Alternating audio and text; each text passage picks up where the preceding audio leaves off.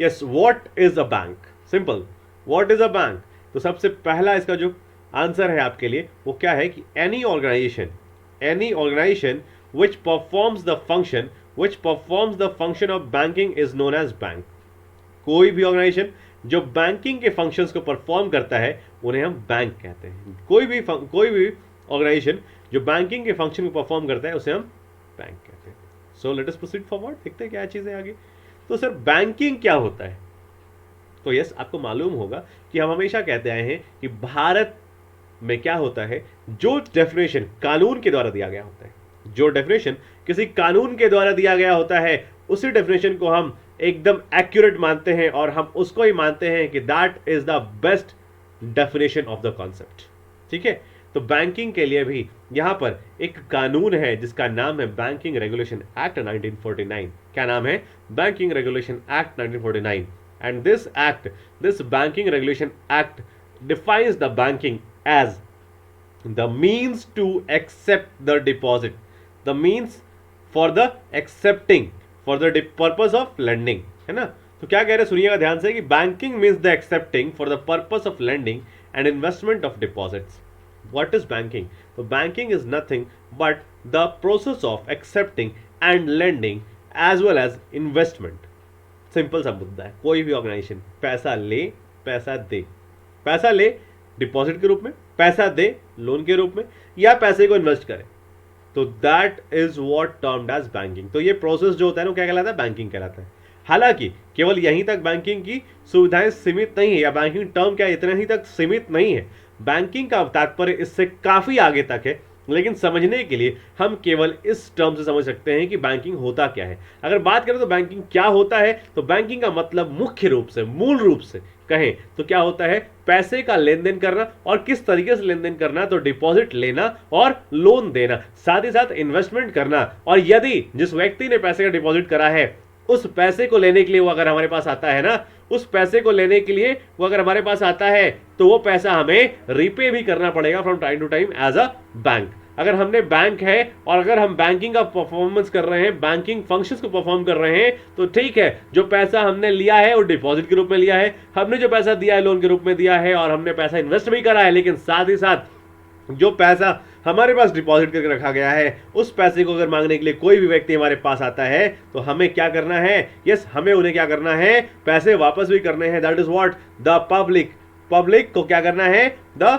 amount of money that the public has deposited with the commercial bank, that is to be repaid. repayable है ना।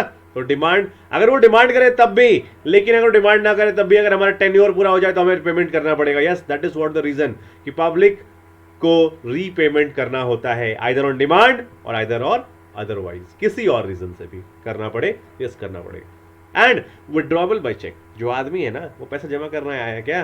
Bank को देने आया था क्या? बैंक के पास अपनी अमानत को रखने आया था ना। ऐसा तो नहीं है ले भाई तेरे को दे दिया, ऐसा तो नहीं है बैंक को दे दिया पैसा, दान कर दिया, नहीं। क्या करना है? करना यह है, यस पैसा हमने आपको दिया है, संभाल कर रखो, जब पैसा वापस हम मांगने आएंगे ना तो हमें वापस दे देना। कैसे भाई? हम विड्रॉ कर सकते हैं। कैसे विड्रॉ करेंगे भाई? तो विड्रॉ कर सकते हैं by the means of cheque, by the means of draft, by the means of order, और किसी भी अन्य तरीके से। क्योंकि जब बैंकिंग रेगुलेशन एक्ट आया था ना 1949 में, तब हमारे पास वो क्रेडिट कार्ड, डेबिट कार्ड जैसे सुविधाएं उपलब्ध नहीं थी। यह सिंपल सा मुद्दा है, तब वो सुविधाएं उपलब्ध नहीं थी। ना ही हमारे पास सेल फोन हुआ करता था कि भाई सीधा सीधा मोबाइल बैंकिंग कर लिया, ना ही हमारे पास इंटरनेट था कि हम चाह कर भी उस समय इंटरनेट बैंकिंग करवाते। लेकिन कानून है बॉस। कानून क्या है? कानून के हाथ लंबे होते हैं तो उनकी जो बातें कही गई है ना वो भी पूरी की पूरी कलेक्टिवली सब चीजों को कवर कर लेती हैं। इसीलिए तो एक टर्म यूज किया गया है, अदरवाइज किसी भी अन्य तरीके से भी होगा ना अगर, तो इस कानून के अंतर्गत उसे रखा जाएगा या उसकी बात करी जाएगी। तो दैट इज व्हाट, अगर बात करें तो बैंकिंग रेगुलेशन एक्ट क्या कहता है कि बैंकिंग का मतलब है पैसे का लेन देन करना, लेन देन का मतलब है पैसे को डिपॉजिट लेना या पैसे को लोन के रूप में देना या पैसे का इन्वेस्टमेंट करना। साथ ही साथ अगर पैसा जमा करने वाला व्यक्ति हमारे पास पैसा मांगने आता है तो उसके पैसे को रिपे करना, चाहे वो डिमांड करे तब, चाहे किसी अन्य तरीके से। साथ ही साथ अगर वो पैसा निकालना चाहता है तो उसे चेक से या ड्राफ्ट से या ऑर्डर से या किसी भी अन्य तरीके से पैसे निकालने का ऑप्शन प्रोवाइड करना, this all are termed as the concept of banking. इन सबको मिला क्या कहा जाता है? बैंकिंग कहलाता है ना। ये पूरा का पूरा प्रोसेस क्या कहलाता है? बैंकिंग कहलाता है। और यस सर, क्या कहा था आपने कि जो भी ऑर्गेनाइजेशन इस बैंकिंग के टास्क को परफॉर्म करता है that is termed as bank. Yes, ये जो चीजें मैंने बताई ना एज अ बैंकिंग, वो सब चीजें चाहे कोई भी परफॉर्म कर ले तो उस जो भी उसे परफॉर्म करता है, yes that is termed as a bank. That institution is termed as a bank. उस इंस्टीट्यूशन को बैंक का नाम दिया जाता है, यस, जो परफॉर्म करता है बैंकिंग के फंक्शंस को। यस, मेरे ख्याल से चीजें पर्पसफुली आपको क्लियर हो चुकी होंगी। आगे बढ़े। क्या क्या पढ़ लिया हम लोगों ने? हमने पढ़ लिया है सेंट्रल बैंक, पढ़ लिया है, बिल्कुल पढ़ लिया है, पूरा का पूरा पढ़ लिया है। कमर्शियल बैंक पढ़ा है, बट एनपीए और बेसल नॉर्म्स नहीं पढ़ा ना, बताएंगे आपको, पूरा अंत में बताएंगे। ध्यान दीजिएगा इसके ऊपर, ज्यादा इसके ऊपर जो है जोर लगा के मत बैठिएगा कि सर आपने एनपीए और बेसल नॉर्म्स बताया नहीं, आगे बढ़ गए कोऑपरेटिव बता दिया आपने, आज रीजनल रूरल बैंक बता रहे सर एनपीए और बेसल नॉर्म्स कब बताएंगे? बताएंगे, बस थोड़ा सा रुक जाओ, थोड़ा सा रुक जाओ। क्या है, आगे चलते हैं, बताएंगे बिल्कुल, एक एक पॉइंट टू पॉइंट डिस्कस करेंगे। डोंट टेक टेंशन, हर एक बातें बताएंगे आपको, बस थोड़ा सा ध्यान रखिएगा कि चीजें जो है वो सीक्वेंस वाइज चलने दीजिए। सीक्वेंस के साथ चलेंगे ना तो कभी भी प्रॉब्लम नहीं आएगी। अभी आपको बहुत सारी चीजें बतानी है, कोई भी ऐसी चीज नहीं है जो आपको पूरी तरह से बताई हो, है ना। अभी बहुत सारी चीजें बतानी है आपको, जैसे डिजिटल पेमेंट बताया नहीं आपको जो है मनी ट्रांसफर का कोई भी तरीका बताया नहीं आपको, इंश्योरेंस का बात नहीं किया, बहुत सारी बातें बात करने के लिए अभी भी एनपीए बेसल नॉर्म्स तो है ही है, तो इन सब की बात करेंगे, लेकिन थोड़ा समय लगेगा, थोड़ा समय वेट करिएगा। चीजें जो मिलेंगी बिल्कुल एकदम चकाचक मिलेंगी, लेकिन इंतजार करना पड़ेगा, है ना। हैव पेशेंस, श्रद्धा रखो और सब्र करो, मिलेगा सब कुछ। क्या कह रहे हैं? स्पेशलाइज्ड बैंक की बात करेंगे, डेवलपमेंट बैंक की बात करेंगे, स्मॉल फाइनेंस बैंक की बात करेंगे, पेमेंट बैंक की बात करेंगे, साथ ही साथ इंटरनेशनल ऑर्गेनाइजेशंस की बात करेंगे, जैसे वर्ल्ड बैंक, आईएमएफ जैसी ऑर्गेनाइजेशंस की बात करेंगे, एडीबी की भी बात करेंगे, न्यू बैंक की बात करेंगे, ठीक है ना, एशियन डेवलपमेंट बैंक की बात करेंगे बिल्कुल करेंगे, सारी बातें करेंगे, लेकिन सीक्वेंस में स्ट्रक्चर के साथ धीरे धीरे करेंगे, ठीक है। तो अभी तक आपने अगर इस सेशन को लाइक नहीं किया है, शेयर नहीं करा है, तो अभी जल्दी से करिए, ठीक है। जितने भी आपके फ्रेंड्स हैं जो प्रिपरेशन कर रहे हैं बैंकिंग के लिए, जिनका मेंस का एग्जाम है या आने वाला है या होने वाला है या आने वाले समय में होने वाला है, उनके साथ ये सेशन जरूर शेयर करिए, क्योंकि आरआरबी के ऊपर में ये आपका बहुत एक्सक्लूसिव सेशन है और ये आपको चीज़ें बिल्कुल आपके लिए कंठस्थ करवा देगा। आपको चीज़ें जो है बिल्कुल समझ में आएंगी और आप आरआरबी के बारे में कुछ भी भूलोगे नहीं। तो yes, do share the things as soon as possible. ASAP, yes, do that ASAP. Okay, चलिए लेट्स प्रोसीड फॉरवर्ड और चलते हैं, पढ़ते हैं आज रीजनल रूरल बैंक के बारे में ना, रीजनल रूरल बैंक के बारे में। सबसे पहला क्वेश्चन जो हमारे माइंड में आता है रीजनल रूरल बैंक के इस कॉन्सेप्ट को देखे, that is what is a regional rural bank. Sir क्या है रीजनल रूरल बैंक? आपने बैंक बताया, आपने बैंकिंग फंक्शन बताए, क्या पूछ रहे हैं अभी? सर ये बताइए ना कि रीजनल रूरल बैंक होता क्या है। हम रीजनल रूरल बैंक की बात करने वाले हैं आज। हमने सेंट्रल बैंक की बात करी थी, हमने कमर्शियल बैंक की बात करी थी, आज हम इसके पहले हमने कोऑपरेटिव बैंक की बात करी थी, आज हम रीजनल रूरल बैंक की बात करेंगे। क्या बात कर रहे हैं? रीजनल रूरल बैंक की बात करेंगे। Yes, let us proceed forward और देखते हैं रीजनल रूरल बैंक में क्या बातें आ रही हैं। तो रीजनल रूरल बैंक की बात करें तो उससे पहले बता दें आपको क्यों आया रीजनल रूरल बैंक। ये रीजनल रूरल बैंक का जो कॉन्सेप्ट है इसको समझने से पहले समझ लो कि why the concept of regional rural bank has arrived in the society. क्यों आया ये? तो the banking sector India was flourishing with a large wide account holder base. क्या हुआ?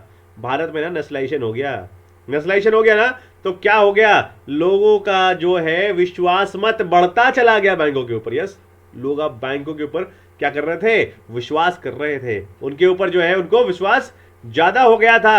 अब वो बैंकिंग चैनल से लगातार जुड़ते जा रहे थे और आपको पता है बैंकिंग चैनल से जुड़ने के लिए क्या करना पड़ेगा? सबसे पहले या तो आपको करंट अकाउंट या तो सेविंग्स अकाउंट खुलवाना पड़ेगा। यस, आपके पास बैंक अकाउंट होगा तभी तो आप बैंक के साथ लेन देन कर पाएंगे ना। यस, बैंक के साथ लेन देन करने के लिए आपको एक अकाउंट की आवश्यकता होती है और अकाउंट खुलवाने का मतलब है कि अगर शुरुआती तौर में अगर आप अकाउंट खुलवाते हैं तो that should be a CASA, either a current account और a savings bank account. Simple है ना। बस अगर आपने सिंपल कोई भी एक अकाउंट खुलवा लिया बैंक के साथ, मतलब आप एक अकाउंट होल्डर हो गए। तो अकाउंट होल्डर के पूरे जो लिस्ट है उसको हम अकाउंट होल्डर्स बेस कहते हैं, उसके पूरे इंडेक्स को हम अकाउंट होल्डर्स बेस कहते हैं। और जब 20वीं शताब्दी चल रही थी ना, जब 20वीं शताब्दी चल रही थी, यानी कि 1901 से लेकर 1900 से लेकर के 1999 तक का 100 साल, 1900 से लेकर के 1999 तक का 100 साल, यानी 20वीं शताब्दी जब चल रही थी ना, तो इस 20वीं शताब्दी के समय में क्या हुआ, इस 20वीं शताब्दी के समय में जो बैंकिंग चैनल्स हैं उनके ऊपर लोगों का भरोसा बढ़ता गया और लोगों ने भरोसा जताते हुए उन सब के साथ यानी बैंकों के साथ क्या किया, अपने अपने अकाउंट्स खुलवा लिए और उनमें पैसों का लेन देन करना शुरू कर दिया। 20वीं शताब्दी में जो बैंकिंग चैनल्स हैं उनका इक्वल डिस्ट्रीब्यूशन नहीं था। इक्वल डिस्ट्रीब्यूशन नहीं होने का मतलब क्या है, तो आपको पता है भारत जो है ना वो गांवों का देश है। भारत में गांव अधिक और शहरें कम है ना, शहर कम है, शहरी क्षेत्र कम है। भारत में जो ग्रामीण क्षेत्र है वो बड़ा है, यानी ग्राम में लोग ज़्यादा रहते हैं, गांवों में ज़्यादा रहते हैं, शहरों में थोड़ा कम। हालांकि आज ऐसी स्थिति नहीं है। आज वो पता है कि शहर जो है ना ओवर क्राउडेड है, अर्बनाइजेशन बहुत ज़्यादा हो चुका है। लेकिन हम तब की बात कर रहे हैं जब भारत आज़ाद हुआ था, और आज़ादी के बाद जब भारत में नेशनलाइजेशन का दौर आया था, उस दौर की बात कर रहे हैं जब भारत में लोगों के अंदर जो है बैंकों के प्रति विश्वास बढ़ रहा था। उस समय क्या हुआ था कि जो हमारी जनसंख्या थी, जो बड़ी जनसंख्या थी वो गांवों में रहती थी, और जो शहरों में जनसंख्या थी वो उनके मुकाबले काफ़ी कम थी। इनफैक्ट आज भी देखेंगे गांवों की जनसंख्या शहरों से काफ़ी ज़्यादा है, लेकिन गांवों में जो क्षेत्र है उसमें प्रति स्क्वायर किलोमीटर लोग कम रहते हैं, इसलिए पता नहीं चलता है, महसूस नहीं होता है। और वही अगर अर्बन एरियाज यानी शहरों की बात कर लें, वहाँ पे प्रति स्क्वायर किलोमीटर जो लोग हैं वो काफ़ी ज़्यादा हैं, डेंसिटी लोगों की काफ़ी ज़्यादा है, इसलिए हमें वहाँ लगता है कि काफ़ी ज़्यादा भीड़ है। हालांकि अगर आप देखें तो हम जो बात करने वाले हैं वो बता दें आपको जल्दी से कि जो 20वीं शताब्दी चल रही थी ना, उस समय बैंकों के प्रति क्या है, लोगों का जो है भरोसा बढ़ रहा था, और उस भरोसे के बढ़ने के कारण लोग क्या करते थे, अपने अकाउंट्स बैंकों में खुलवा रहे थे लगातार। बैंकों में लगातार अपने अकाउंट्स खुलवाने का मतलब क्या है कि जब अपने अकाउंट्स बैंकों में खुलवाएंगे आप, मतलब बैंकों से लेन देन करेंगे, यानी कि आपका जो अकाउंट है बैंक में खुलेगा और बैंक के लिए आप एक अकाउंट होल्डर बन जाएंगे, यानी बैंक का अकाउंट होल्डर बेस लगातार बढ़ रहा था। लेकिन ये बैंक पूरी तरीके से जो रूरल एरियाज हैं यानी जो ग्रामीण क्षेत्र हैं उनको वो कैटर नहीं कर पा रहे थे, उनको सपोर्ट नहीं कर पा रहे थे। तो क्या हुआ कि अब यही चीज़ क्या हुआ कि लोग देख रहे थे भाई अर्बन एरियाज जो है ना वो तो पूरी की पूरी एक्सेस कर रही हैं बैंकिंग सेक्टर को, लेकिन जो रूरल एरियाज है वो क्या करे, क्या वो तब भी उसी लोग पे जुड़े, उन्हीं लोगों के ऊपर भरोसे रहें जो लोग मनी लेंडर्स, जो इंडिजिनस मनी लेंडर्स हैं, जो लोग पैसा देते हैं और पैसे के बदले में लोगों का जमीन, घर और परिवार पूरा नष्ट कर देते हैं, क्या उनके भरोसे रहें? नहीं। सरकार ने देखा कि इस गैप को ब्रिज करना पड़ेगा, इस गैप को मिटाना पड़ेगा, और इस गैप को मिटाने के लिए क्या किया गया, to bridge this gap between economic development of urban and rural areas of India. जो अर्बन और रूरल एरियाज हैं उनके बीच में जो ये गैप है ना, जो बैंक नहीं होने का गैप है ना, उसको फुलफिल करने के लिए जो इकोनॉमिक डेवलपमेंट है प्लानिंग की गई, और जो इकोनॉमिक डेवलपमेंट डिपार्टमेंट है भारत में, जो ministry of economic development, economic affairs है, बेसिकली उसने क्या किया कि भारत में प्लानिंग की बात की, और प्लानिंग करके भारत में एक नए तरह के बैंक की पूरे चेन की स्थापना करने की बात कही। इस चेन की स्थापना करने के का तात्पर्य था कि रीजनल रूरल बैंक्स का स्थापना भारत में कर पाना। भारत में अब देखा गया कि गाँवों को भी आवश्यकता है क्रेडिट लाइन की, गाँवों में भी लोग जो है खेती करने के लिए या किसी अन्य कारण से अगर लोन लेना चाहें तो वो उन्हें वहीं जाना पड़ता है, जो इंडिजिनस मनी लेंडर्स हैं उनके पास, जो सूदखोरी का धंधा करते हैं उनके पास जाना पड़ेगा या पड़ता है। तो सरकार ने देखा कि ये काफ़ी ज़्यादा नुकसानदायक है, तो उसने क्या किया, सरकार ने क्या किया कि भारत में रीजनल रूरल बैंक्स की स्थापना करने के लिए एक पूरी की पूरी जो है कॉन्सेप्ट उन्होंने यहाँ पर ले आए, और उन्होंने कहा कि अब भारत में क्या है, रीजनल रूरल बैंक स्पेशली बनाया जाएगा जो कि नाबार्ड के अंतर्गत काम करेगा, और वो मूल रूप से गांवों के लिए काम करेगा। हालांकि अगर वो चाहे तो अपने कुछ ब्रांचेस खोल करके वो अर्बन एरियाज को भी कैटर कर सकता है, अपनी सुविधा अनुसार वो अर्बन एरियाज को भी क्या कर सकता है, सपोर्ट कर सकता है, लेकिन मूल रूप से 75% काम वो रूरल एरियाज में ही करेगा, और जो वहाँ पे प्रायोरिटी सेक्टर लेंडिंग वाले स्थान है वहाँ पे वो काम मूल रूप से करेगा। यानी मूल रूप से गाँवों के चरित्र चित्रण में इसका एक बहुत महत्वपूर्ण जो है भागीदारी होगा।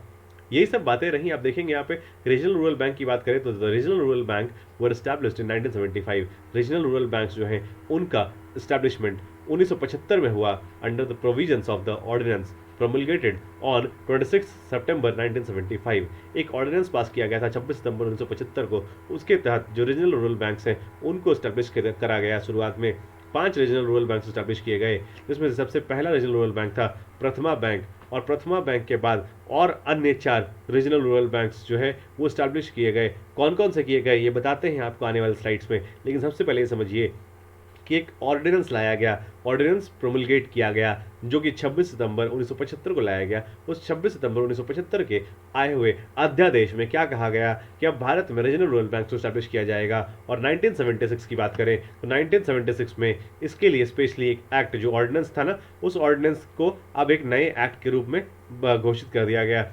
और बात करें तो एक नया एक्ट बन के आता है सामने हमारे, जिसका नाम है रीजनल रूरल बैंक्स एक्ट 1976। क्या नाम से आता है? Regional rural banks act 1976, with a view to develop the rural economy by providing for the purpose of development of agriculture, trade, commerce, industry and other productive activities in the rural areas, credit and other facilities, particularly to small and marginal farmers, agricultural laborers, artisans and small entrepreneurs, and for matters connected therewith and incidental thereto। क्या कह रहे हैं? सुनिएगा ध्यान से कि जो regional rural bank है उसको स्टैब्लिश किया गया था 1975 में, यानी कि 26 सितंबर 1975 वाले ऑर्डिनेंस के तहत, और उसके बाद रीजनल रूरल बैंक एक्ट आता है 1976 में। उसके बाद उसका व्यू क्या था कि जो इंडियन इकोनॉमी है उसमें रीजनल रूरल बैंक्स का डेवलपमेंट करा जाए, जो कि क्यों करा जाएगा, तो ताकि उससे जो है डेवलपमेंट हो सके एग्रीकल्चरल सेक्टर का, ट्रेड का, कॉमर्स का, इंडस्ट्री का और अदर प्रोडक्टिव एक्टिविटीज़ का, है ना, जो कि रूरल एरियाज में क्रेडिट और अदर फैसिलिटीज़ जो हैं उनका सपोर्ट हो पाए, particularly to small and marginal farmers. और किसके लिए? तो मुख्य रूप से, मूल रूप से स्मॉल और मार्जिनल फार्मर्स के लिए, एग्रीकल्चरल लेबरर्स के लिए, और साथ ही साथ आर्टिशंस और स्मॉल एंटरप्रेन्योर्स के लिए, and for matters connected with the incidental thereto. क्या कह रहे हैं कि जो स्मॉल एंटरप्रेन्योर्स हैं और जो इनके कनेक्टेड अदर मैटर्स हैं उन सब के लिए ये काम कर पाए, इसकी चर्चा यहाँ पे की गई थी। ठीक, देखते हैं ना कुछ और, एक और बातें समझ लीजिए कि रीजनल रूरल बैंक के बारे में बताते हैं आपको कि आरआरबी जो है, तो RRBs are financial institutions which ensure adequate credit for agriculture and rural other rural sectors. कि आरआरबी जो है, आरआरबी एक ऐसा फाइनेंशियल इंस्टीट्यूशन है जिसका काम क्या है? To ensure adequate credit for the agriculture and rural sectors. जो रूरल एरियाज है, जो एग्रीकल्चरल एरियाज है, वहाँ पर जो भी लोग काम कर रहे हैं या जो रहने वाले लोग हैं, वो सभी लोग कितना सहयोग चाहते हैं या उनको कितना सहयोग मिलता है, और बेसिकली उनको जो लोन की आवश्यकता है, उनको जो क्रेडिट लाइन की आवश्यकता है, वो उनको मिल पाए, इसके लिए मूल रूप से काम करती है regional rural bank. Regional rural bank का जो परिप्रेक्ष्य हमारे पास ग्रामीण परिप्रेक्ष्य है, उसमें इसका बहुत ही बड़ा जो है अहम किरदार है। और ये मूल रूप से उनके, यानी कि जो कि पुअर एरियाज़ है, जो रिमोट एरियाज़ है, रूरल एरियाज़ है, उनके वहाँ पे एग्रीकल्चर और बाकी के इंफ्रास्ट्रक्चरल डेवलपमेंट के काम में रीजनल रूरल बैंक्स का काफ़ी बड़ा जो है अहम रोल इन्होंने निभाया हुआ है। बात करें तो रीजनल रूरल बैंक्स जो है वे are set up on the basis of recommendation of Narasimham working group. Narasimham committee जो बनी थी 1975 में, उसके रिकमेंडेशंस के आधार पर ही रीजनल रूरल बैंक को स्टैब्लिश करा गया था। क्या कह रहे हैं? रीजनल रूरल बैंक को स्टैब्लिश करने का रीजन था नरसिम्हम वर्किंग ग्रुप का recommendation. And after the legislation of the regional rural bank act 1976, तो 1976 में जब ये मूल रूप से पूरी एक्ट बन के सामने आती है, तब इस पे थोड़ा और जो है लोगों का अधिकार बढ़ जाता है। इनफैक्ट जो लोग हैं, जो बैठे हुए हैं ऊपर, जो नेतागण हैं, उन्होंने कहा कि अब जो है चीज़ें हमारे हाथ में आ चुकी हैं और अब चलिए करते हैं काम कि इस्टेब्लिश करते हैं रीजनल रूरल बैंक, जो कि नरसिम्हम कमेटी ने क्या किया था? रेकमेंड करा था। और इससे क्या होगा? भारत में जो रीजनल रूरल बैंक्स के तहत, यानी जो रूरल एरियाज़ हैं, उनको डेवलप कराया सकेगा। भारत में पहला रीजनल रूरल बैंक, प्रथमा ग्रामीण बैंक जो है, उसको स्टैब्लिश किया गया था 2 अक्टूबर 1975 को, और साथ ही साथ उसी के आसपास 4 अन्य रीजनल रूरल बैंक्स भी स्टैब्लिश किए गए थे। भारत में पहला रीजनल रूरल बैंक है प्रथमा ग्रामीण बैंक। ध्यान दीजिएगा, ये नाम कई बार पूछा गया है एग्जाम के पॉइंट ऑफ व्यू से, काफ़ी इंपॉर्टेंट है। प्रथमा ग्रामीण बैंक, ये जो ऐसा बैंक है वो भारत का पहला रीजनल रूरल बैंक है, जिसको कि 1975 में 2 अक्टूबर के दिन, यानी गांधी जयंती के दिन, इसको स्टैब्लिश करा गया था। बात करें तो later many RRBs were established by the government of India and respective state governments. In fact आपको पता होगा कि जो आरआरबीज हैं उनको चलाने की जिम्मेदारी 2 लोगों की होती है, एक तो मूल रूप से सेंट्रल गवर्नमेंट की और दूसरी जो स्टेट गवर्नमेंट है उनकी। और इस बैंक में दोनों ही लोग का एक अहम किरदार होता है, यानी स्टेट गवर्नमेंट का भी और सेंट्रल गवर्नमेंट का भी। आपको पता होगा कि जो सेंट्रल गवर्नमेंट है और जो स्टेट गवर्नमेंट है वो भी इसके स्टेक होल्डर्स होते हैं। और साथ ही साथ बात करें तो इसका स्टेक होल्डर में एक इसका जो है सपोर्टिव बैंक भी होता है, एक स्पॉन्सर बैंक भी होता है। यानी जब तीन लोग अपना अपना पैसा एक निश्चित रेशियो में, एक निश्चित अनुपात में लगाते हैं, कौन कौन तीन लोग? पहला तो कौन लोग हैं? एक तो है हमारे सेंट्रल गवर्नमेंट, दूसरा है हमारा स्टेट गवर्नमेंट और तीसरा हमारा स्पॉन्सर बैंक। जो तीनों लोग अगर एक निश्चित अनुपात में इसके ऊपर पैसा लगाते हैं तब जा करके स्टैब्लिश होता है एक रीजनल रूरल बैंक, और इनके गार्जियन के रूप में वो तीनों ही कार्य करते हैं। बात करें तो स्टेक होल्डर्स कौन कौन से होते हैं और कितना कितना पैसा लगाते हैं उसकी बात कर लीजिए, देख लेते हैं क्या चीज़ें हैं। तो the equity of regional rural bank is held by the central government.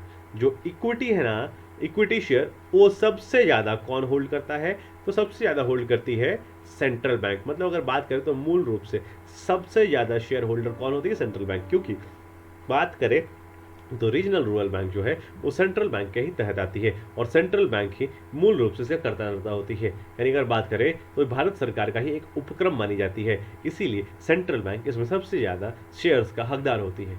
Concerned state जो है उसके भी शेयर्स इसमें होते हैं, और साथ ही साथ जो स्पॉन्सर बैंक जिसने उसमें पैसा लगाया है, जो कमर्शियल बैंक उसको चला रही है, उस बैंक का भी इसमें पैसा होता है। जैसा कि आप देख पा रहे हैं 50:15:35। क्या कह रहे हैं? 50:15:35। ये 35% का रेशियो होता है, ये स्टेट गवर्नमेंट का होता है, सॉरी स्पॉन्सर बैंक का होता है। अगर हम बात करें 15% का तो ये स्टेट गवर्नमेंट का होता है, और ये जो हमने 50% लिखा है ये सेंट्रल गवर्नमेंट का होता है। तो central government, state government and sponsor bank, ये तीनों मिलकर के इसमें पैसा लगाते हैं, और जब ये तीनों मिलकर के पैसा लगाते हैं तभी जाकर के एक रीजनल रूरल बैंक का एस्टेब्लिशमेंट हो पाता है। बात करें तो the regional rural banks combine the characteristics of a cooperative in terms of the familiarity of the rural problems and a commercial bank in terms of its professionalism and ability to mobilize financial resources। क्या कह रहे हैं कि जो regional rural bank है उसके अंदर ना कमर्शियल बैंक और कोऑपरेटिव बैंक का एक मिक्स्ड जो है कैरेक्टरिस्टिक होता है। कमर्शियल बैंक और कोऑपरेटिव बैंक का मिक्स्ड कैरेक्टरिस्टिक होता है, मतलब ये उसी तरीके से काम करती है जिस तरीके से एक कोऑपरेटिव बैंक रीजनल लेवल पर काम करती है या रूरल लेवल पर काम करती है। लेकिन इसका जो काम करने का जो तरीका होता है, जो ढांचा होता है, वो कैसा होता है? वो कमर्शियल बैंक की तरह होता है। यानी बात करें तो इसका जो ढांचा है, जिस पद्धति से ये काम करती है, वो कमर्शियल बैंक का होता है, और जिस तरीके से वहाँ पे लोग इसे डील करती है वो कोऑपरेटिव बैंक का होता है। यानी इसमें लोग जो चुने जाते हैं, जो एम्प्लॉयज़ होते हैं, वो स्टेट गवर्नमेंट और सेंट्रल गवर्नमेंट के अंदर आते हैं। आईबीपीएस जो है ना, वही इनके लिए सिलेक्शन करती है, जो इसके जो अधिकारी होते हैं या फिर जो इनके क्लर्क और पीओ होते हैं, वो सब कौन सेलेक्ट करता है? That is selected by IBPS. और आईबीपीएस एक ऐसी संस्था है जो भारत के सभी बैंकों के लिए, जो भी पब्लिक बैंक है, पब्लिक सेक्टर बैंक है, उनके लिए जो है वो स्टाफ्स का सिलेक्शन करती है। साथ ही बात करें तो ये तो हो गया स्टाफ, लेकिन यहाँ पर कोई इंडिविजुअल ग्रुप नहीं होता, यानी सेल्फ हेल्प ग्रुप की तरह यहाँ कोई काम नहीं होता। इनफैक्ट बात करें तो ग्रुप्स नहीं होते। ग्रुप्स क्या होता है भाई? ग्रुप का बात क्या है? ग्रुप का मतलब क्या है यहाँ पे? तो ग्रुप का मतलब ये है यहाँ पर, अगर बताएं आपको तो ग्रुप क्या होता है, ग्रुप कैसा होता है? तो आपको बताया था कोऑपरेटिव बैंक्स में कि जब गांवों के संदर्भ में, गांवों के लेवल पे 8 से 10 लोग एक साथ मिलकर के कार्य करना शुरू कर देते हैं, और वो अगर क्रेडिट के सेक्टर में काम कर रहे हैं ग्रुप बनाकर, तो हम उन्हें कोऑपरेटिव बैंक कहते हैं। लेकिन यहाँ पे ऐसा कोई स्ट्रक्चर नहीं होता है, यहाँ पे कोई पैक्स की तरह स्ट्रक्चर नहीं होता है। हालांकि ये उसी लेवल पे काम करते हैं और उसी स्ट्रैटेजी के साथ काम करते हैं, है ना। इसलिए कहते हैं कि जो आरआरबीज हैं उनके अंदर ना दोनों तरह के गुण होते हैं। कौन कौन से? तो कोऑपरेटिव वाले भी और कमर्शियल बैंक वाले भी, है ना। अभी देखिएगा कि each RRB operates within the local limits as notified by the government. जो आरआरबी है ना, वो सारे के सारे आरआरबीज ऑपरेट करते हैं लोकल लिमिट्स के आधार पर। मतलब कि आरआरबीज जो है ना, वो अपने आसपास के क्षेत्र में जो उनको लिमिट दिया गया है या उनको जो एक अधिकार दिया गया है, उसी अधिकार क्षेत्र के तहत वो कार्य कर सकते हैं। वो मूल रूप से हर क्षेत्र में कार्य नहीं कर सकते हैं, ये भी आपको पता होगा। तो अब जो है चीज़ें समझ में आ गई होंगी आपको मेरे ख्याल से। अगर प्रॉब्लम है तो yes you could ask there in the comment section. अगर नहीं प्रॉब्लम है तो yes we could proceed forward. देखिए जरा, the main objectives of RRBs are. Objectives क्या है, क्यों स्टैब्लिश किया गया था आरआरबी को, है ना। आरआरबी स्टैब्लिश करने का मुख्य मकसद क्या है ना। सिंपल, मकसद क्या था? तो देखिए, to provide credit and other facilities to the small and marginal farmers. जो स्मॉल और मार्जिनल फार्मर्स हैं, जिनके पास जो लैंडलेस लेबरर्स हैं, या जिनके पास बहुत कम ज़मीन है ना, जो एग्रीकल्चरल लेबरर्स हैं अगर सिंपल, या आर्टिसंस हैं, या स्मॉल एंटरप्रेन्योर्स रूरल एरियाज में, उन सब को क्रेडिट और अदर सपोर्टिव फैसिलिटीज़ प्रोवाइड करवाना, या बैंकिंग से उनको रूबरू करवाना, या बैंकिंग के क्षेत्र में उनके लिए मदद करना, या उनको बैंकिंग के चैनल से जोड़ना, या बात करें तो बेसिकली एक बड़े स्तर पर फाइनेंशियल इंक्लूजन करना, ये मूल रूप से मेन ऑब्जेक्टिव है आरआरबी को इस्टेब्लिश करने का।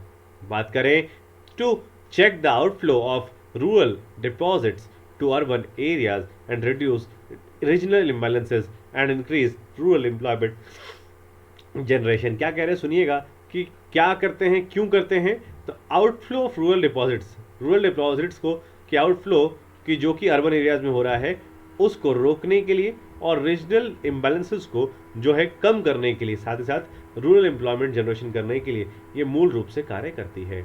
अगर बात करें तो RRBs are required to provide 75% of the total credit as priority sector lending. जो आरआरबी है वो रिक्वायर्ड है उसको कि वो जो है 75% अपने टोटल क्रेडिट का, चाहे वो 100 रुपये का लोन दे रही हो, तो 100 रुपये के लोन में से वो मूल रूप से 75 रुपये जो है ना, उसको 75 रुपये वो मूल रूप से किसको देने पड़ेंगे? वो देने पड़ेंगे प्रायोरिटी सेक्टर लेंडर्स को। प्रायोरिटी सेक्टर लेंडिंग करनी पड़ेगी। सर प्रायोरिटी सेक्टर लेंडिंग क्या होती है?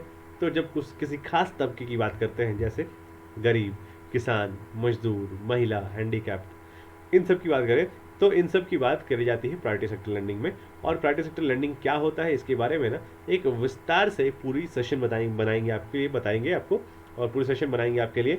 लेकिन फिलहाल के लिए आपको जो है यही बताते हैं कि जो आरआरबीज हैं उनको, उनके लिए एक टारगेट होता है कि वो 75% से कम अगर क्रेडिट किसी और को देते हैं, बात करें तो प्रायोरिटी सेक्टर लेंडिंग को नहीं देते हैं, तो उन्हें इसका खामियाजा भुगतना पड़ सकता है।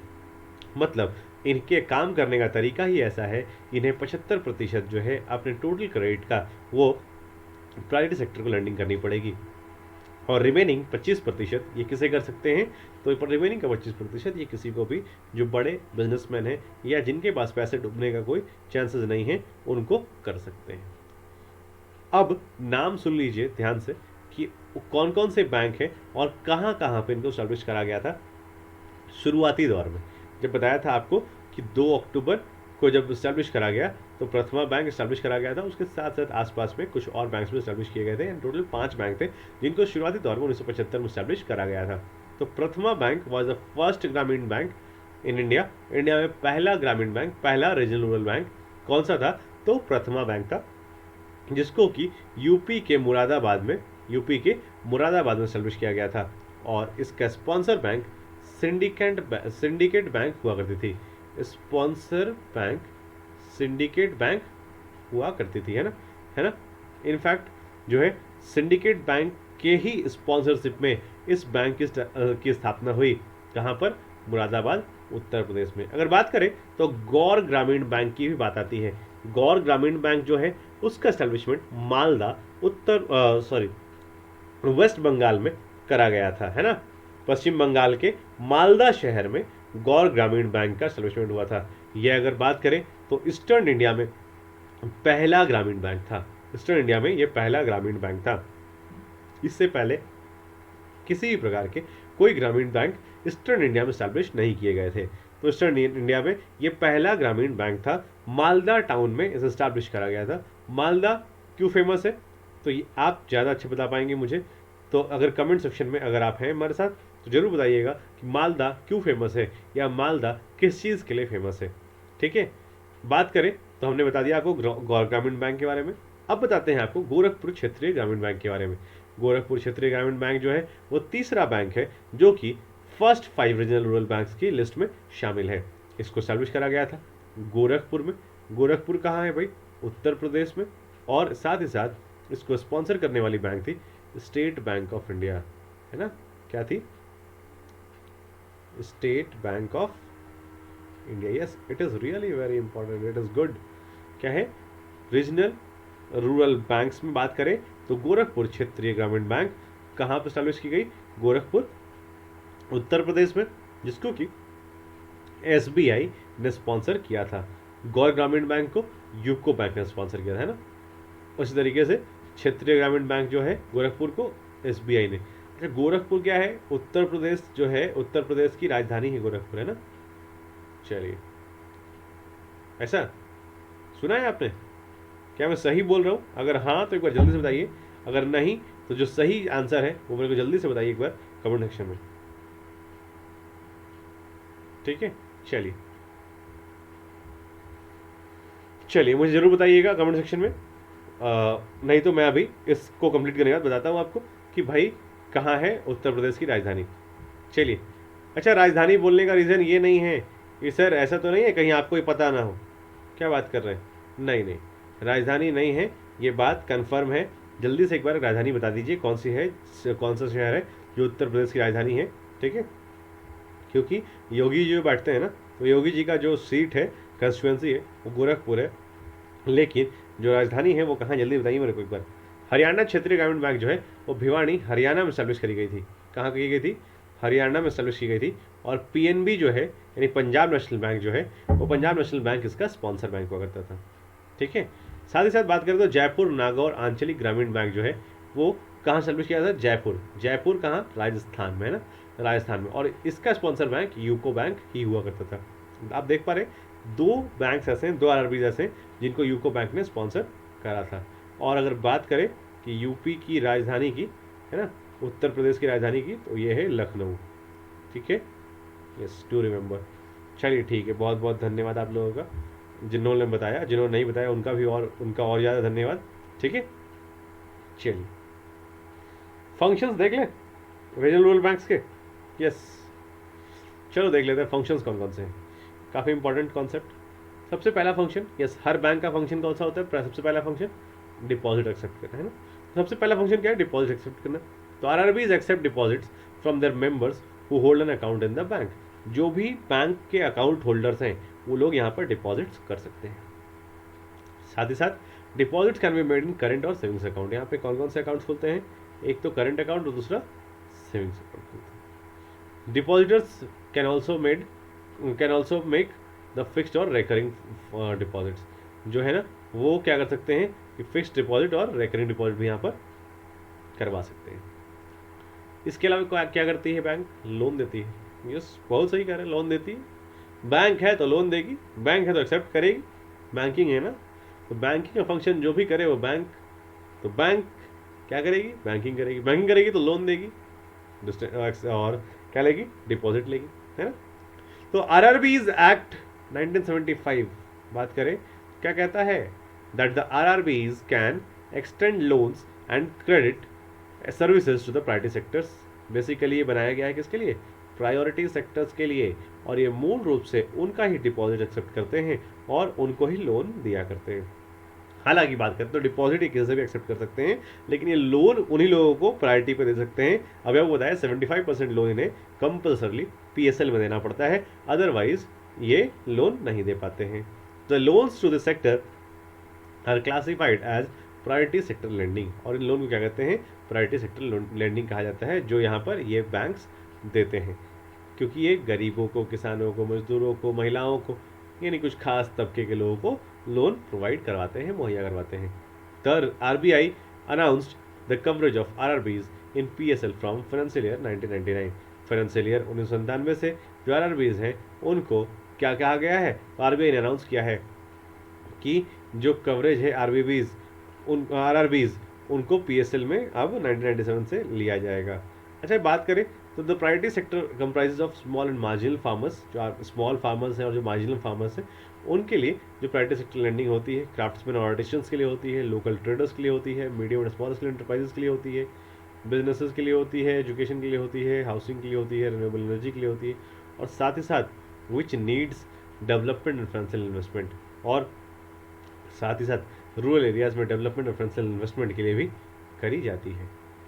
बात करें तो लोन एक्सटेंशन में और क्या होता है? 75% जो टोटल बैंक क्रेडिट है वो ऑब्वियसली PSL में देना पड़ता है, प्रायोरिटी सेक्टर है लेंडिंग करनी पड़ती है।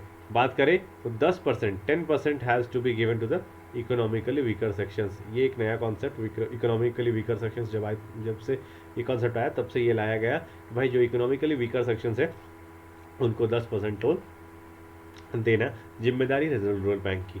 अगर बात करें तो hence the short term loans on a low rate of interest are extended by this banks to private sector. जो प्राइवेट सेक्टर के लोग हैं उनको ये बैंक्स बहुत कम दामों पर क्या करती है, प्राइवेट सेक्टर वालों को शॉर्ट टर्म लोन देती है। आरआरबी की बात करें तो RRB can not however extend a large और long term loan to its customers. RBI कोई अधिकार नहीं,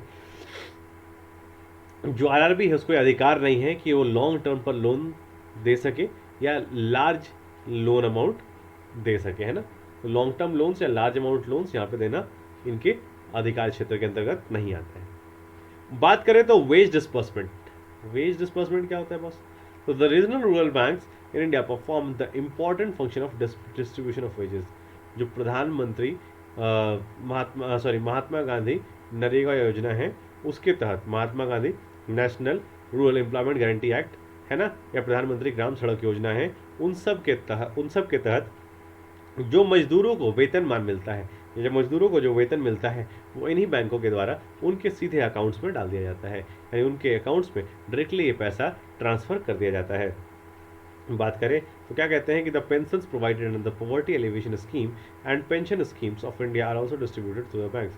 और भारत में जो भी पॉवर्टी एलिवेशन के लिए जो पैसे दिए जाते हैं और साथ ही साथ जो डिस्ट्रीब्यूशन होता है पैसे का, जो कि यहाँ पर भारत में गरीबी हटाने के लिए, गरीबी से लोगों को बचाने के लिए और उनको भूखमरी से बचाने के लिए जो भी पैसा उन्हें दिया जाता है वो सब इन्हीं बैंकों के अकाउंट के द्वारा भुगतान किया जाता है।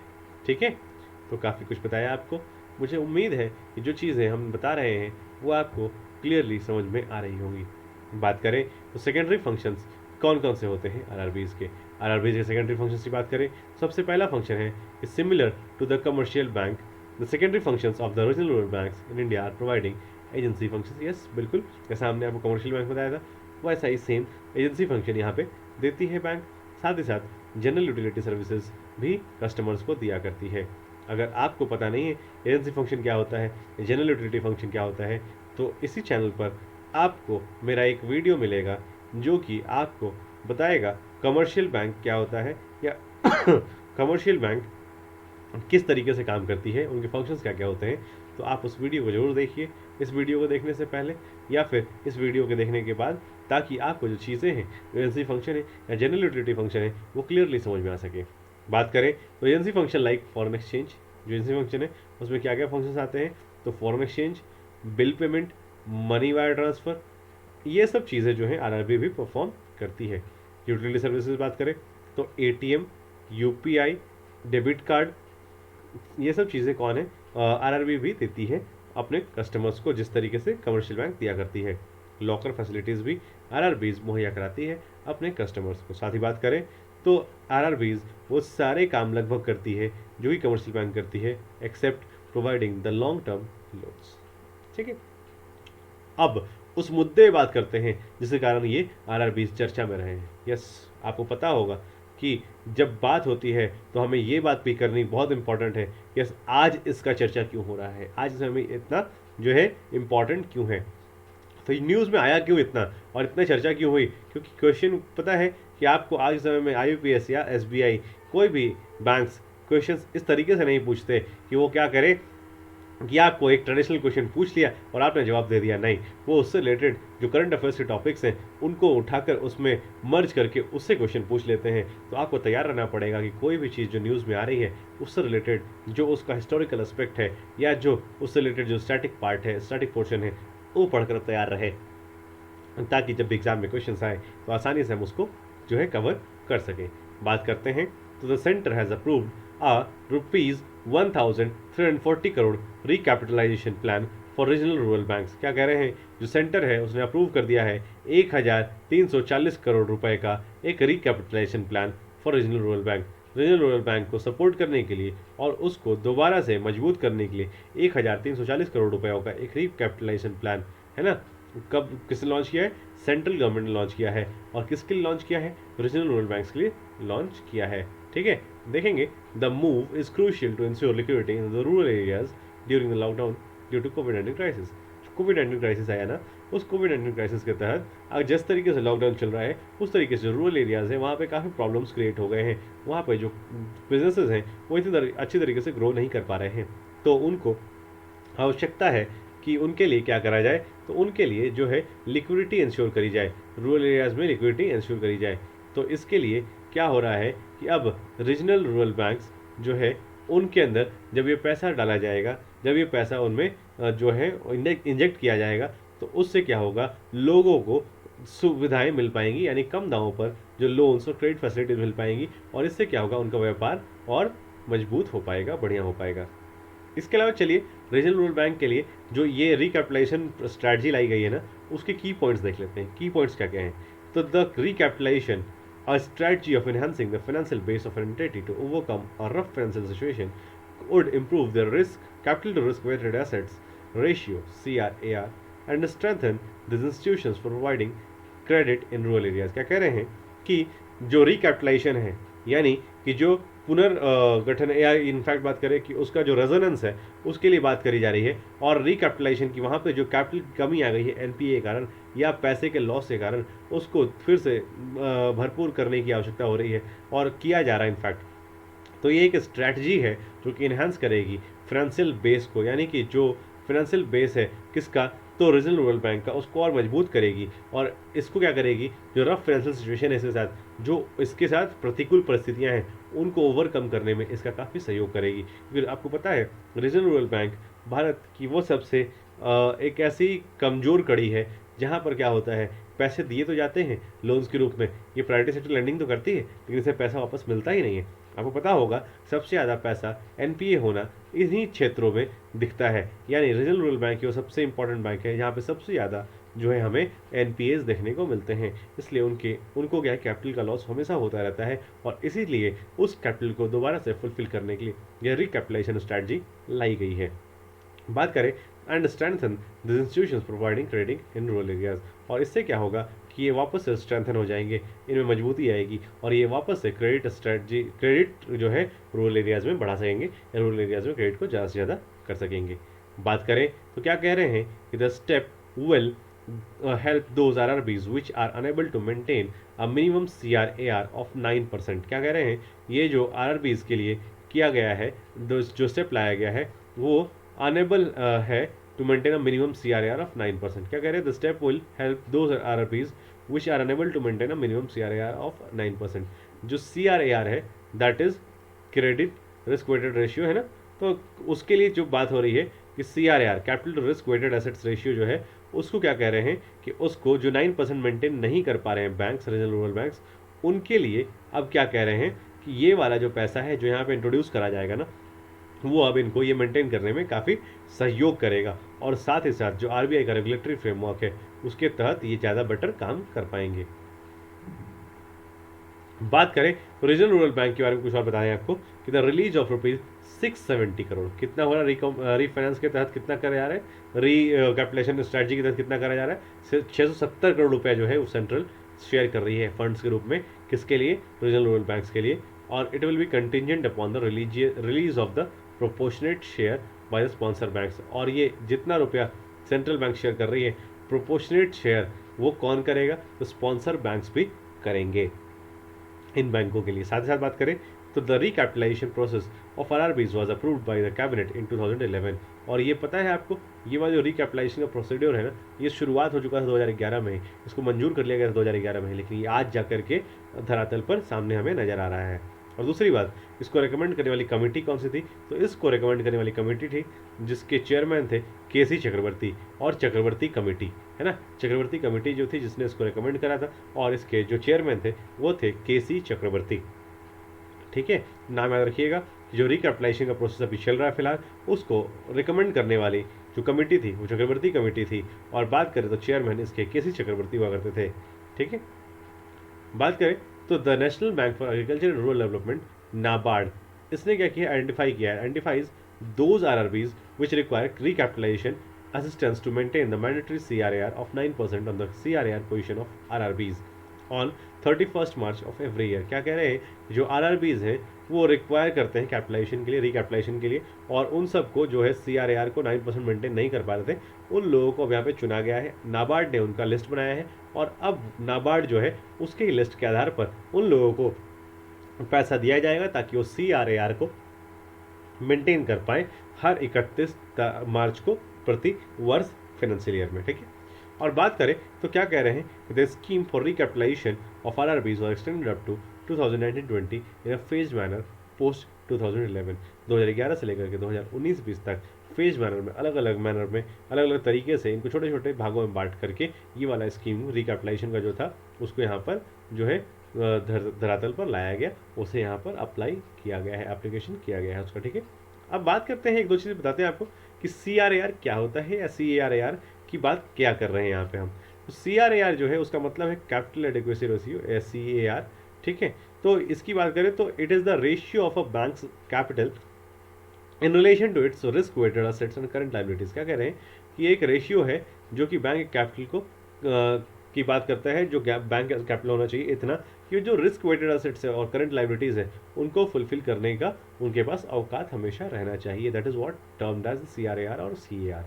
ठीक है, और बात करें तो it is decided by central banks and bank regulators to prevent commercial banks from taking excess leverage and becoming insolvent in the process. मतलब कहता है कि जब भी आप लोन दें और जब भी आप डिपॉजिट लें तो उनके बीच में एक इस तरह की तरलता मेंटेन करें ताकि आप क्या कर सके कि आप ज़्यादा से ज़्यादा उसमें स्टेबल रह सके, और जब भी कोई ऐसा सिचुएशन आता है जब आपको कोई प्रॉब्लम का जो है प्रॉब्लम आती है उस समय आपको किसी भी तरह से आप इंसॉल्वेंट ना हो, आप दिवालिया घोषित ना हो जाएं, और आप उस समय में जो लोग हैं उनके लिए उनकी सुविधाओं को बचाए रखने के लिए आप कार्य कर सकें, है ना। इसके लिए मूल रूप से बेसिल नॉर्म्स, जो बेसिल 3 नॉर्म्स है उनको अप्लाई करा गया है। तो बेसिल 3 नॉर्म्स कहते हैं कि मिनिमम 8% का रिस्क वेटेड असेट होना चाहिए, और यहाँ पर मेंटेन करने की बात हो रही है 9% का risk weighted asset. However as per RBI norms the Indian scheduled commercial bank are required to maintain CRAR of 9%। CRAR 9% का मेंटेन करने की बात करी जा रही है। बेसिल नॉर्म्स क्या होते हैं सर बेसिल नॉर्म्स बताएंगे बिल्कुल। अभी अभी आपको इस सेशन की शुरुआत में बताया था कि डोंट टेक टेंशन कि बेसल नॉर्म्स और एनपीए जैसी चीज़ें कई सारी बची हुई हैं जो आपको point to point, session to session बताते चलेंगे। तो हड़बड़ाना नहीं और पेशेंस रखना, श्रद्धा रखिए, सब्र कीजिए, चीज़ें मिलती रहेंगी लगातार, और जब ये सेशंस पूरे के पूरे ओवर होंगे तो आई थिंक आपको जो है बहुत ही अच्छा देखने को मिलेगा कॉन्सेप्ट, और आप ज़्यादा से ज़्यादा जो है इनके लिए इनसे बेनिफिट ले पाएंगे आप एग्ज़ाम के पॉइंट ऑफ व्यू से। आज के लिए आपको बहुत सारी चीज़ें हमने बताई। हमने आपको आरआरबीज़ बताया, हमने आपको आरआरबीज़ के बारे में बताया, आरआरबीज़ क्या होते हैं ये बताया, कौन कौन सी आरआरबीज़ स्टैब्लिश करी गई वो बताया, इनफैक्ट कौन कौन सी शुरुआती दौर में आरआरबीज़ थी वो बताया। आपको ये बताया कि आरआरबीज़ काम कैसे करती हैं, इनमें जो स्टेक होल्डर्स होते हैं वो कौन कौन से होते हैं। आपको हमने इसके अलावा और भी चीज़ें बताई। फ़िलहाल भारत में 56 आरआरबीज़ हैं, फिलहाल भारत में 56 आरआरबीज़ हैं जो अब और भी ज़्यादा अमलगमेशन के तौर पर से गुजर रही हैं। अब उनका मर्जर हो रहा है। बात करें तो कई आरआरबीज़ को मिला करके एक आरआरबीज़ बनाया जा रहा है। यानी बात करें तो कई सारे, जिस तरीके से कमर्शियल बैंक का मर्जर हुआ, कई सारे बैंकों को मिला करके बड़े बड़े बैंक्स बना दिए गए, उसी तरीके से अब आरआरबीज़ को मिला करके थोड़े बड़े बड़े आरआरबीज़ बनाए जा रहे हैं ताकि उनके पास फंड जो है वो ज़्यादा से ज़्यादा हो सके और ज़्यादा से ज़्यादा लोगों को वो कैटर कर पाएँ। साथ ही साथ ये सारी बातें आप सभी लोगों ने देख ली हैं। अगर कोई क्वेरी है, अगर कोई क्वेश्चन है तो yes you could ask me the question.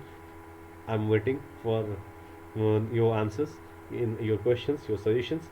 तो हमारे साथ जुड़िए, हमारा जो सेशन है उसको लाइक कीजिए, शेयर कीजिए, सब्सक्राइब कीजिए, और जो डाउट्स और क्वेरीज है तो मेरे साथ यहाँ पर पूछिए, समझिए, है ना। आप सभी लोगों का बहुत बहुत धन्यवाद मेरे साथ जुड़े रहने के लिए। आप सभी लोग जो है अगर ये सेशन समझ में आया है, अगर क्लियरली आपको सब कुछ क्लियर हुआ है यहाँ से, तो यस यूट्यूब के सेशन को ज़रूर शेयर कीजिए, लाइक कीजिए, कमेंट करके हमें बताइए कैसा लगा ये सेशन। और साथ ही साथ ये भी बताइए अगर कोई सजेशन है आपका कि किस तरीके से सुधार की आवश्यकता है तो ज़रूर बताएं कि सर हमें कुछ और चाहिए, यहाँ पे किस तरीके से चाहिए वो भी बताइए। और इस चैनल को सब्सक्राइब कर लीजिए ताकि आपको जो है समय समय पर नोटिफिकेशन मिलता रहे। जो बेल आइकन है उसको भी हिट कर लीजिए ताकि आपको जो है नोटिफिकेशंस जब भी आए तो आपको वो अलार्म से पता लग जाए कि भाई क्या क्या नोटिफिकेशन आ रहे हैं, क्या कब नोटिफिकेशन आ रहे हैं। ठीक है, और ये मेरा ना SP साहिल ये रेफरल कोड है, इसका उपयोग कर सकते हैं आप। इसका उपयोग करेंगे तो आपको अनअकैडमी के लर्निंग एप्लीकेशन पे, अगर आप डाउनलोड करते हैं अनअकैडमी लर्निंग एप्लीकेशन और वहाँ पे आप प्लस कोर्स असाइन करना चाहते हैं, आप जो है सब्सक्रिप्शन लेना चाहते हैं, तो आपको एक्स्ट्रा 10% इंस्टेंट डिस्काउंट मिलेगा। चाहे आप जो सा भी सब्सक्रिप्शन लें, आपको एक्स्ट्रा 10% डिस्काउंट मिलेगा अगर आप मेरा ये वाला जो रेफरल कोड है इसका उपयोग करते हैं तब। ठीक है, बात करें तो ये सब चीज़ें आपको क्लियरली समझ में आ गई होंगी, आशा और उम्मीद यही करते हैं। आज रात के लिए आपको यहीं छोड़ते हैं, कल सुबह मिलते हैं हमारे करंट अफेयर सेशन में सुबह 9 AM शार्प। आप सभी लोगों का मेरे साथ जुड़ने के लिए धन्यवाद, बहुत बहुत धन्यवाद। शुभ रात्रि, शब बखैर।